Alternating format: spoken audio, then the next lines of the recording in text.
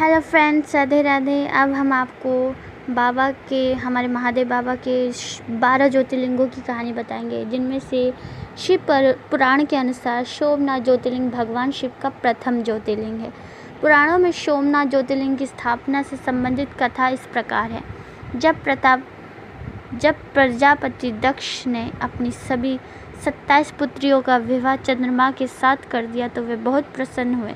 पत्नी के रूप में दक्ष कन्याओं को प्राप्त कर चंद्रमा बहुत शोभित हुए और दक्ष कन्याएं भी अपने स्वामी के रूप में चंद्रमा को प्राप्त कर सभी कन्याएं इस विवाह से प्रसन्न थीं। चंद्रमा की उन 27 पत्नियों में रोहिणी उन्हें सबसे ज़्यादा प्रिय थी, जिसको वे विशेष आदर तथा प्रेम करते थे। उनका इतना प्रेम अन्य पत्नियों से नहीं था। चंद्रमा की अपनी तरफ उदासीनता उपेक्षा कर देखकर रोहिणी के अलावा बाकी दक्ष पुत्रियां बहुत दुखी हुईं। वह सभी अपने पिता दक्ष की शरण में गईं और उनसे अपने कष्टों का वर्णन किया। अपनी पुत्रियों की व्यथा और चंद्रमा के दुर्व्यवहार को सुनकर दक्ष भी बड़े दुखी हुए।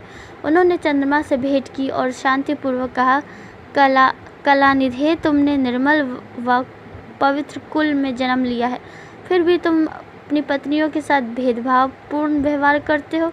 तुम्हारे आश्रय में रहने वाली जितनी भी स्त्रियां हैं, उनके प्रति तुम्हारे मन में प्रेम कम है और अधिक ऐसा सौतेला व्यवहार क्यों है? तुम किसी को अधिक प्यार करते हो और किसी को कम प्यार करते हो। ऐसा क्यों करते हो? अब तक जो व्यवहार किया वह ठीक नहीं है, फिर अब आगे ऐसा दुर्व्यवहार तुम्हें नहीं करना चाहिए। जो व्यक्ति आत्मजनों के साथ विषमतापूर्ण व्यवहार नहीं करता, उसे नरक में जाना पड़ता है। इस प्रकार प्रजापति दक्ष ने अपने दामाद चंद्रमा को प्रेम पूर्वक समझाया और चंद्रमा में सुधार हो जाएगा, ऐसा सोचकर प्रजापति दक्ष वापस लौट आए। इतना समझाने पर भी चंद्रमा ने अपने ससुर प्रजापति दक्ष की बात नहीं मानी। रोहिणी के प्रति अतिशय आसक्ति के कारण उन्होंने अपने कर्तव्य की अवहेलना की तथा अपनी पत्नियों का कुछ भी ख्याल नहीं रखा और उन सभी से उदासीन रहे। दोबारा समाचार प्राप्त कर प्रजापति दक्ष ने बड़े दुखी हुए। वे पुनः चंद्रमा के पास आकर उन्हें उत्तम नीति के द्वारा समझाने लगे। दक्ष ने चंद्रमा से न्यायोचित बर्ताव करने की प्रार्थना की। बार बार आग्रह करने पर भी चंद्रमा ने अवहेलना पूर्वक जब दक्ष की बात नहीं मानी, तब उन्होंने चंद्रमा को श्राप दे दिया।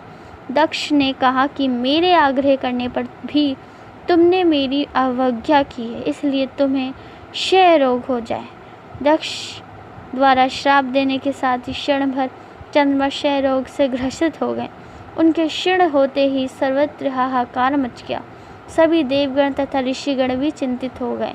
परेशान चंद्रमा ने अपनी अवस्था तथा उनके कारणों की सूचना इंद्र आदि देवताओं तथा ऋषियों को दी। इसके बाद उनकी सहायता के लिए इंद्र आदि देवता, वशिष्ठ आदि ऋषिगण ब्रह्मा जी शरण में आए।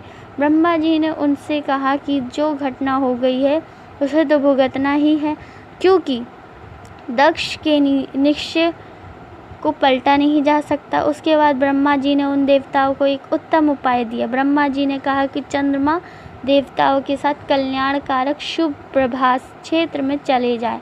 वहाँ पर विधि पूर्वक शुभ मृत्युंजय मंत्र का अनुष्ठान करते हुए श्रद्धापूर्वक भगवान शिव की आराधना करें। अपने सामने शिवलिंग की स्थापना करके प्रतिदिन कठिन तपस्या करें। उनकी आराधना और तपस्या से जब